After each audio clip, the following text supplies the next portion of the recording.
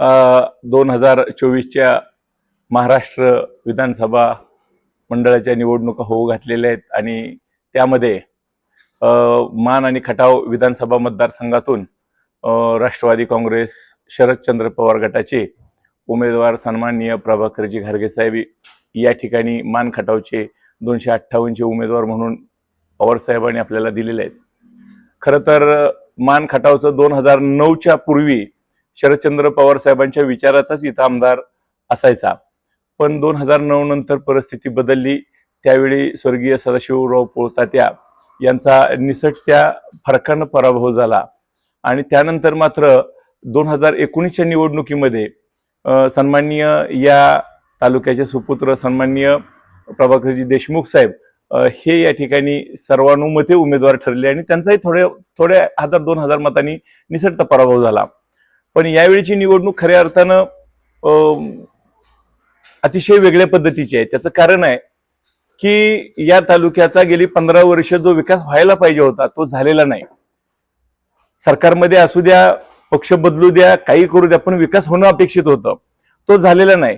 विकास दिसतोय फक्त गावोगाव बॅनरवरती, बोर्डवरती, प्रत्यक्षात त्याचा विकासाचा कुठेही संबंध नाही।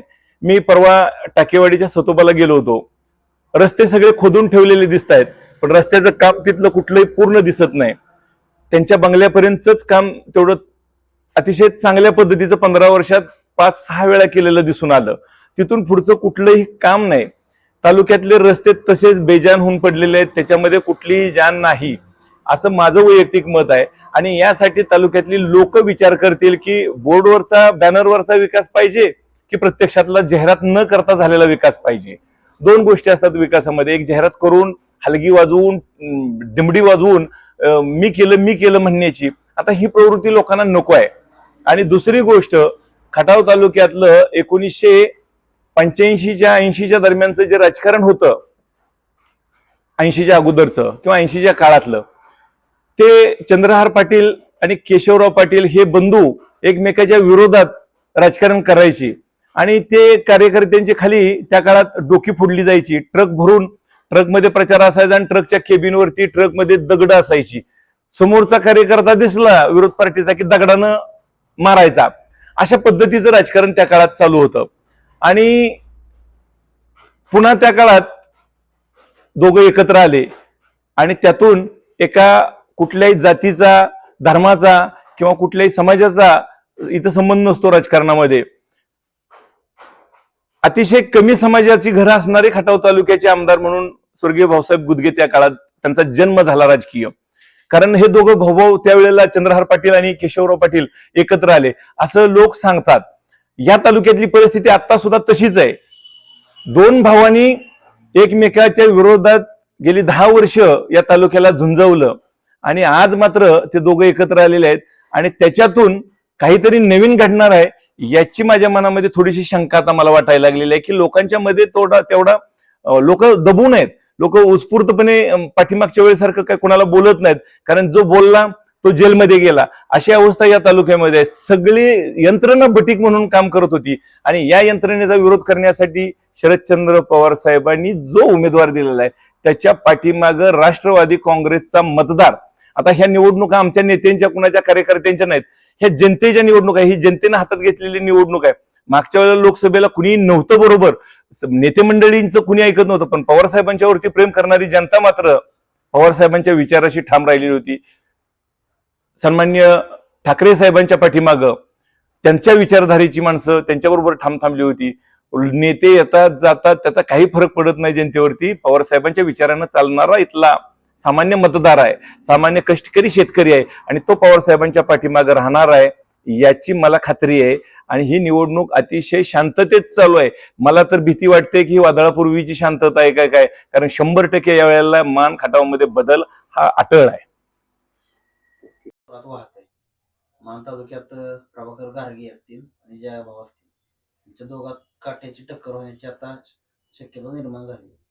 एकीकडं जर बघायला गेलं तर संपूर्ण राज्याची परिस्थिती वेगळी आहे। महाविकास आघाडीकडे लोकांचा कल जास्त आहे, परंतु तुम्ही पहिल्यापासून जयाभाऊ सोबत आहे, त्याचं कारण काय? कसं आहे, 2009 साली जेव्हा सुरुवातीला आमदार साहेबांची आमची भेट झाली, त्यावेळेला एक विकासभूमक नेतृत्व आमच्या लक्षात आलं. म्हणजे सर्वसामान्य माणसाला बरोबर घेऊन जाणारा नेता जेव्हा आपल्या संपर्कात येतो, त्यावेळेला त्याला सोडायचा काही प्रश्नच येत नाही. मुळात एवढा मान तालुक्यातला एवढा मोठा विकास केला. 2009 साली निवडणूक लढवली. 3.5 वर्षामध्ये त्यांनी किरकसालच्या बोगद्यातनं पाणी मान तालुक्यात आणलं. ही एक व्हिजन घेऊन माणूस जो उभा राहिला किंवा एक चांगल्या पद्धतीचं काम करतो हे लोकांच्या मध्ये त्यांचं स्थान निर्माण झालं. त्याच्यामुळं त्यांच्या कामाच्या प्रेरणेनेच आम्ही त्यांच्या बरोबर आहे. आमचं साधं जरी काम असलं, अगदी एखादा डीपी आणायचा झाला तरी त्यांनाच फोन करतोय. म्हणजे एकदम साध्यातल्या साध्या कामाला सुद्धा आमदार आम्हाला मदत करतात. त्याच्यामुळं आमची मानसिकता अजून तरी अजिबात चेंज नाही की बाबा आपल्याला दुसरं कोणतरी आपल्याला मदत करेल का. आणि एक सर्वसामान्य माणसाचा, ओबीसी समाजाचा चेहरा जर एवढा मोठा चांगल्या पद्धतीनं सर्वसामान्यांसाठी काम करत असेल तर दुसरीकडे जाण्याचा प्रश्नच येत नाही. मसवड एमआयडीसीच्या प्रश्नावर विरोधक सध्या रान तापवत आहे, त्याच्याबद्दल काय सांगा? मसवड एमआयडीसीच्या बद्दल विरोधकांनी किती जरी रान तापवलं तरी परिस्थिती वेगळी आहे.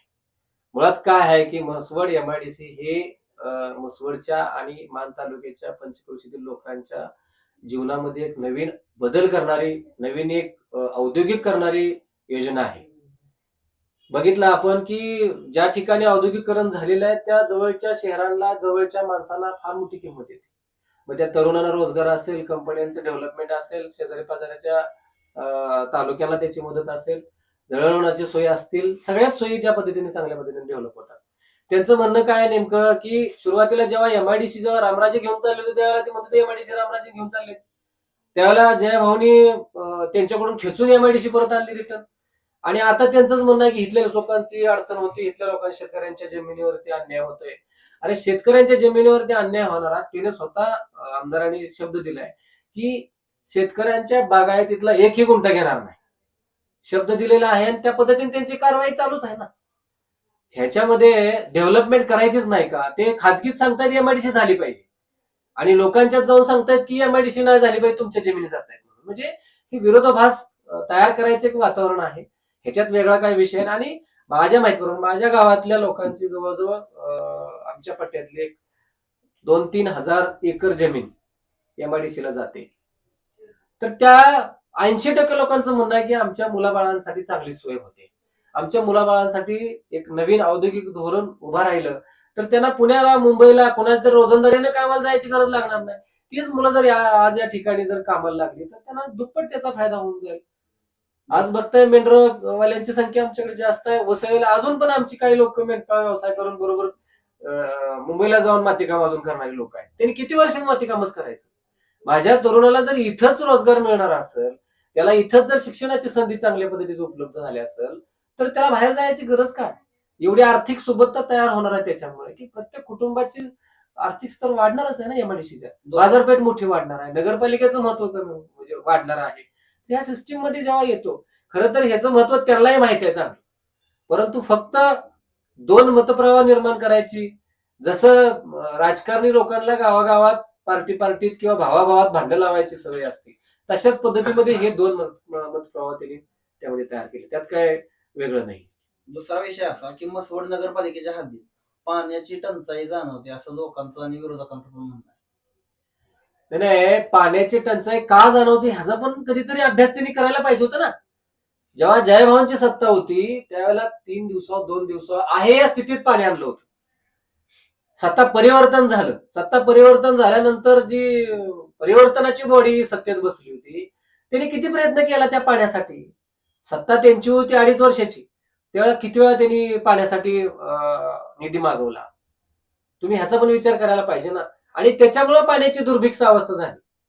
आपली खालची जी वॉटर सप्लायची लाईन आहे ती इस्लामपूरवरनं इथं 35 किलोमीटरवरनं पाणी येते. ती पाईपलाईन जीर्ण झालेली आहे. बऱ्याच वेळेला ती सारखी सारखी फुटत असते. पण ह्याच्यावर सोल्युशन काय काढलं तुम्ही? ह्याच्यावर सोल्युशन तुमच्याकडे काहीच नव्हतं. गेल्या 1.5 वर्षामध्ये भाऊनी त्यासाठी 80 कोटी रुपयाचा निधी मंजूर केला. आज ती योजना अंतिम टप्प्यात आहे. म्हणजे आणि त्यांनी सांगितलेलंच आहे, घराला मुबलक जेवढं पाहिजे तेवढं 24 तास पाणी देणार म्हणून सांगितलं. आणि ती योजना अंतिम टप्प्यामध्ये आहे. विखे साहेबांनी त्याचं उद्घाटन केलं, भूमिपूजन केलं आणि शेवटच्या टप्प्यामध्ये आहे. कदाचित 1-2 महिन्यामध्ये ती योजना डायरेक्टली आपल्या मसवड नगरपालिकेच्या हद्दीतल्या सर्व वाड्या वस्त्याच्या सुद्धा लोकांना 24 तास पाणी मिळेल अशी परिस्थिती आहे. ओके. काय सांगाल आता विधानसभेची निवडणूक तोंडावर आली, काय सांगाल त्याच्याबद्दल? आमदार जिराव निवडून येणार. एवढं कॉन्फिडेंटली सांगताय त्याचं लय कारण? कामाचा माणूस, देव माणूस, अख्ख्या तालुका त्याच्या आहे, भरपूर कामं केली. तुमच्या गावातल्या पण जमिनी एमआयडीसी वगैरे चालू त्यामुळे आमची पण जाणार आहे स्वतःची. मग तुम्हाला काय त्याचा मोबदला वगैरे मिळाला? मोबदला नाही अजून, ते होणार की मिळणार की सगळं. आमची स्वतःची गेली जमीन भरपूर, किती एकर? 50 एकर आहे MIDC आहे तेवढे. आता जिल्हा बँकेचे संचालक आहेत प्रभाकर गारगे, तर तुम्ही चेअरमन आहे समजते, तर कर्ज वाटपात काय त्यांची मदत आजपर्यंत? काय ते ओळखच नाही आमची आणि त्यांची, ह्या तालुक्याचा आणि त्यांचा संबंध झाला नाही. आताची इलेक्शनात नाही तर 90% लोक ओळखतच नाही की त्यासनी ह्या तालुक्यात.